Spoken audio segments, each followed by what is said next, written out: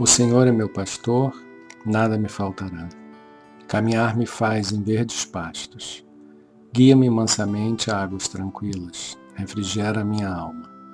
Guia-me pelas veredas da justiça por amor de seu nome. Ainda que eu caminhasse pelo vale das sombras da morte, eu não temeria mal algum, porque tu estás comigo.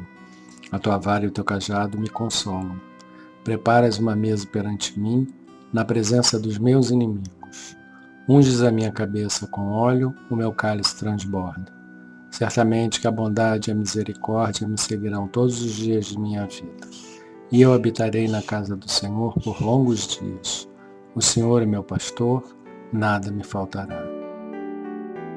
Deus, amado Pai, sonda o meu coração. Ele está aberto para ti. Tu conheces minha natureza e todas as minhas fraquezas. Diante de ti, sou tão pequeno, mas me engrandeço na tua presença. Na fé que me conduz ao verdadeiro caminho, eu lhe peço, fique comigo, cubra-me com a tua misericórdia, afague-me com o teu abraço e me sustente com a tua mão. O fardo é mais leve quando estou contigo. A fé alimenta minha alma e me nutre de vida. Querido Pai, guia-me para o caminho reto. Envolva-me de bênçãos e vitórias. Confio em ti e esperarei, porque o melhor tempo é o tempo do Senhor. Que o Espírito Santo esteja comigo em todos os momentos de minha vida, envolvendo-me de proteção e luz. Obrigado por me escutar, meu Pai. Amém.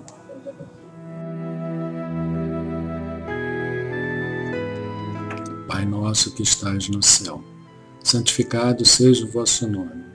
Venha a nós o vosso reino. Seja feita a vossa vontade, assim na terra como no céu. O pão nosso de cada dia nos dai hoje. Perdoai as nossas ofensas, assim como nós perdoamos a quem nos tem ofendido. Não nos deixeis cair em tentação e livrai-nos do mal. Amém. Ave Maria, cheia de graça, o Senhor é convosco. Bendita sois vós entre as mulheres. Bendito é o fruto de vosso ventre, Jesus.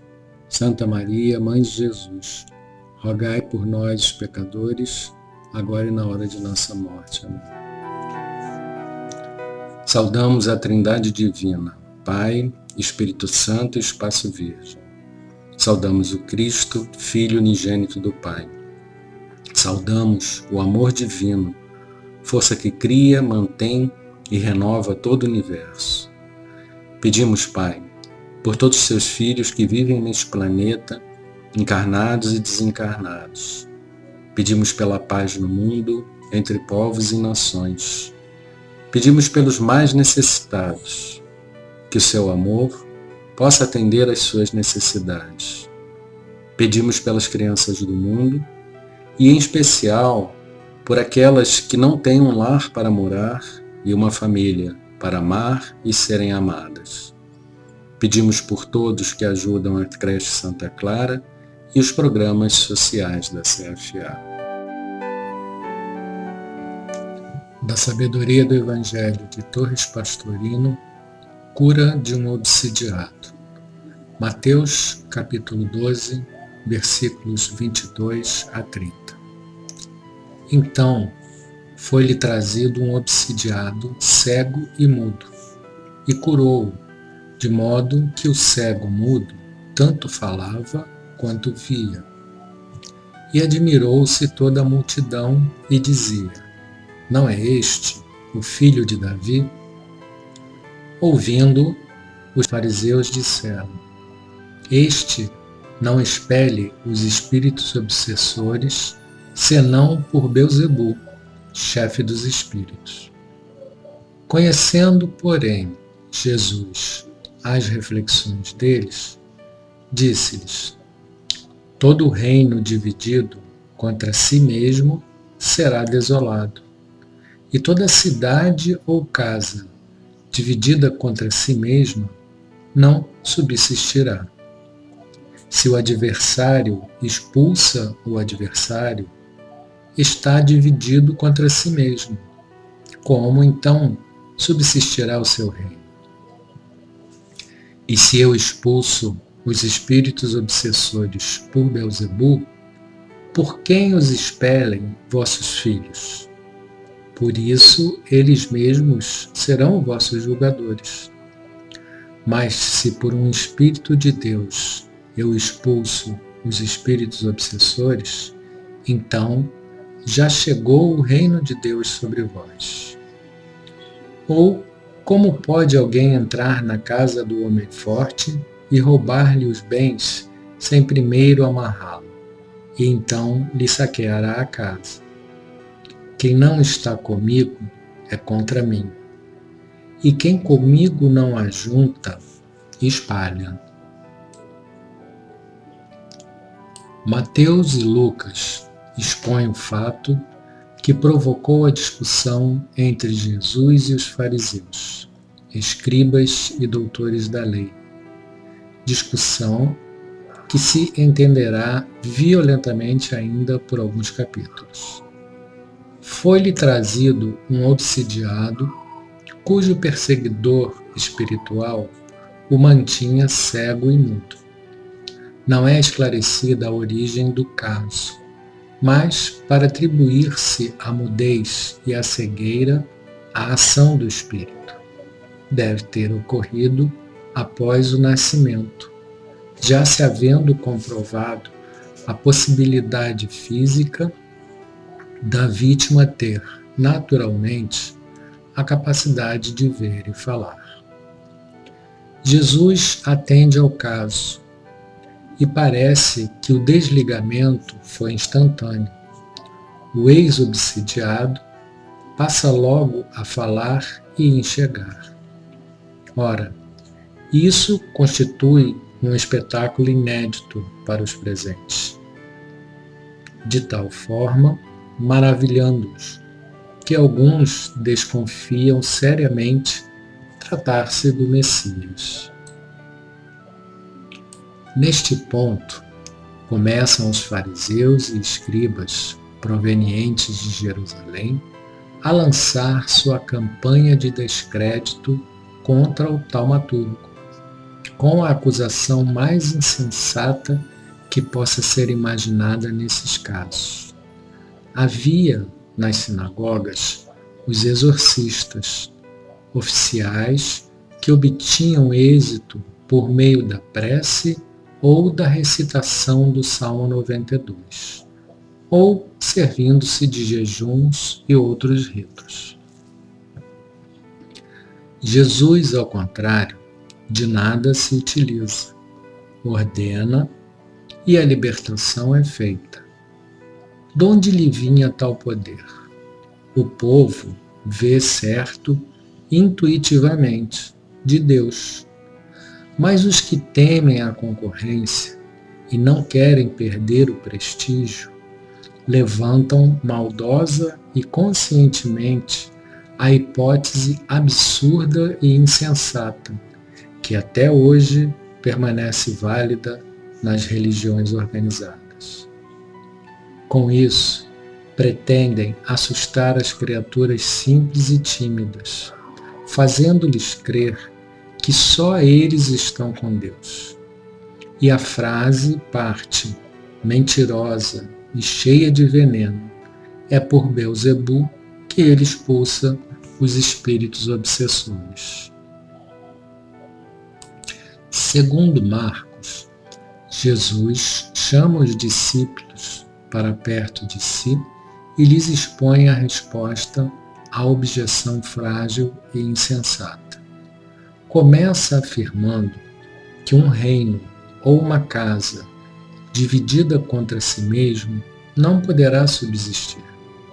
Qualquer luta interna é sumamente prejudicial ao crescimento e progresso. Antes, leva facilmente ao desfazimento e à ruína. Este é um princípio tão evidente que se torna argumento irretorquível. Além desta resposta racional e sensata, vem o argumento: se assim fosse, por quem os expulsariam os vossos filhos? Os exorcistas das sinagogas bem sabem que a força divina é a única eficiente nesses casos. Eles, que têm prática, serão os julgadores autorizados dos fariseus nessa questão. E prossegue a argumentação. Se a libertação do obsidiado não é pela força adversária do próprio chefe, logicamente, só pode ser por um Espírito de Deus. E se é assim, então estamos em pleno reino de Deus, que já chegou à humanidade, já chegou sobre vós.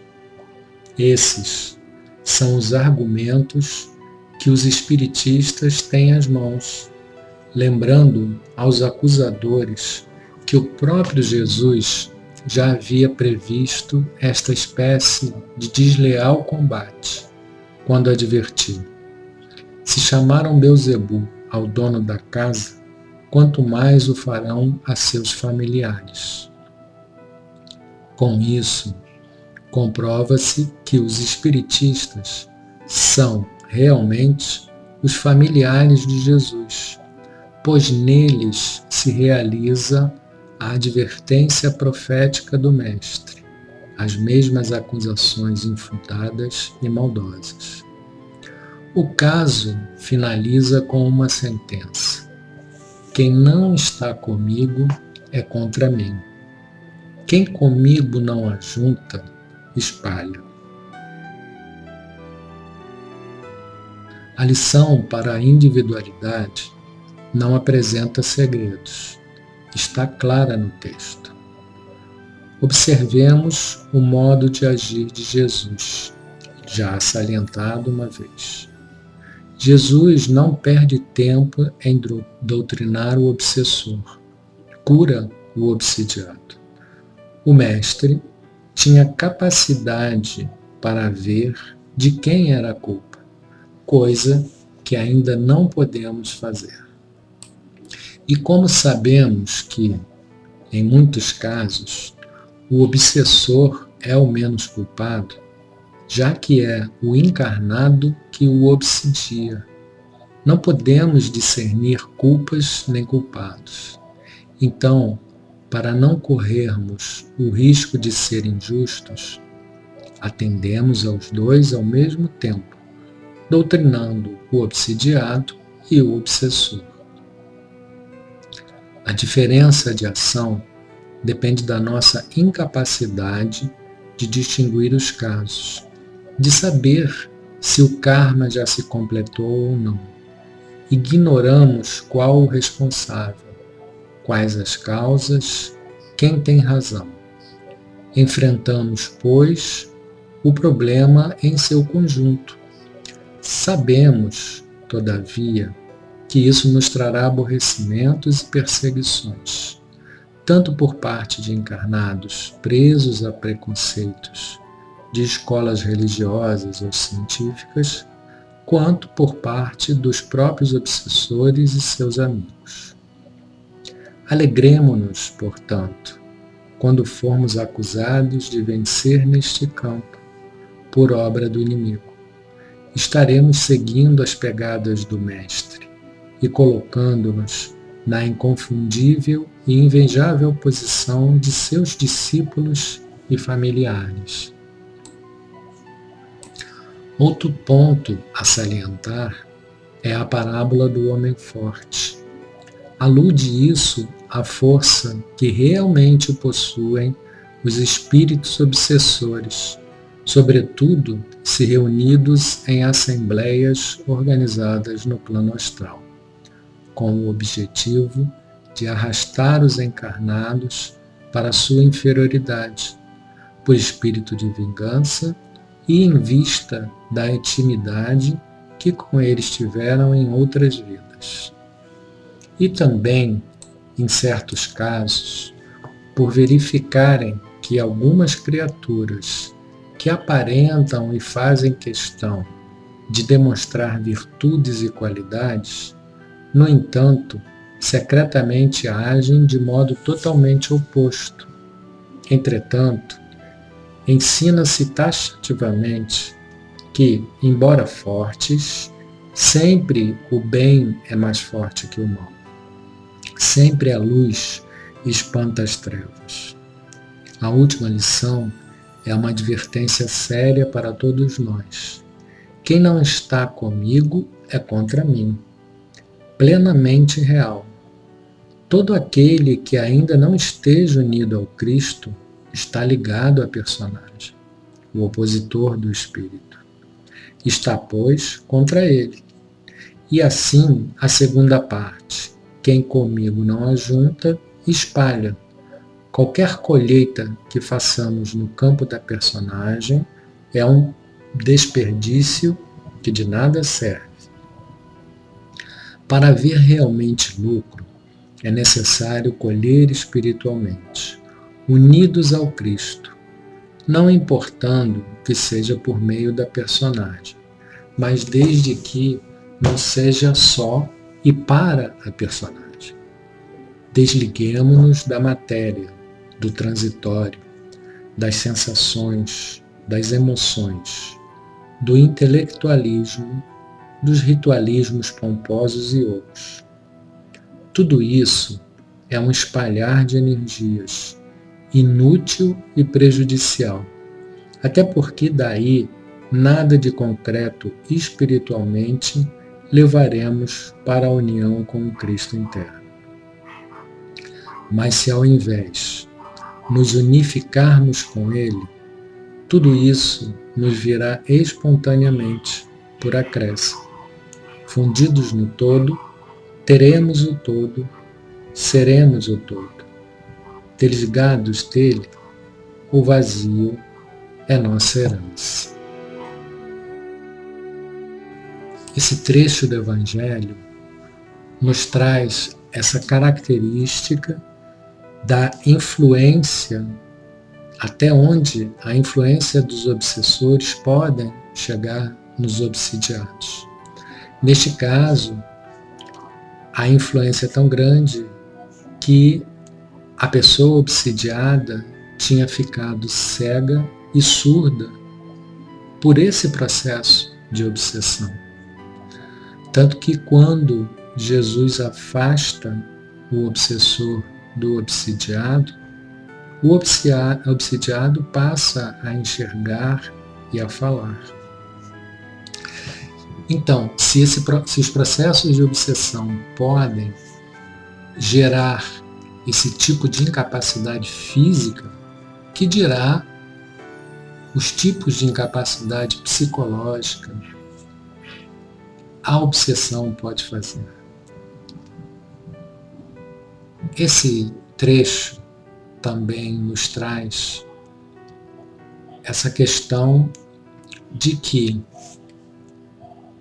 Jesus tinha sido acusado pelo fato dele libertar um obsidiado, tinha sido acusado que ele estava amando do chefe dos obsidiados, que aqui é representado por Beelzebul.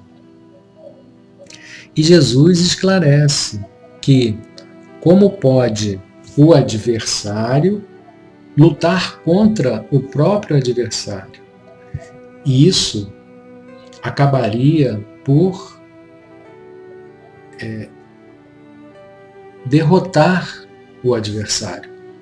O adversário se destruiria. Mas isso é a forma pela qual aqueles que não querem perder um poder que tem sobre algumas criaturas fazem para atacar aqueles que efetivamente estão querendo ajudar. Eles dizem que quem combate ao mal pertence ao mal, mas como o mal poderia combater o próprio mal? E Jesus esclarece: só o bem, só a luz consegue combater as trevas. Só quem trilha o caminho do bem, unificado ao Cristo, poderá ter condições de combater o mal, as trevas.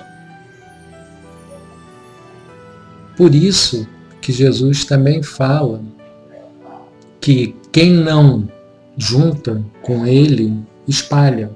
Ou seja, quem não segue os preceitos do Cristo, gastam toda a sua energia de forma improdutiva, espalhando. Por quê? Para que possamos ter uma efetividade no trabalho espiritual, é necessário que estejamos unidos com o Cristo, que estejamos unidos a Jesus e a todos os conceitos que ele trouxe para nós. Então, temos que tomar esse cuidado de que uma ação na intenção de libertar seres que estão aprisionados pela obsessão pode ser mal interpretada por aqueles que detêm o poder, e esses que tentam ajudar podem ser acusados erroneamente, injustamente, de estarem trabalhando pelo mal.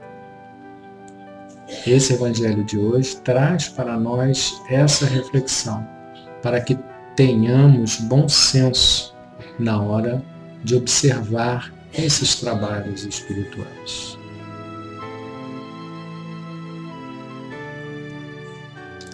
Senhor, faz de nós um instrumento da sua paz. Onde houver ódio, faz com que eu leve o amor.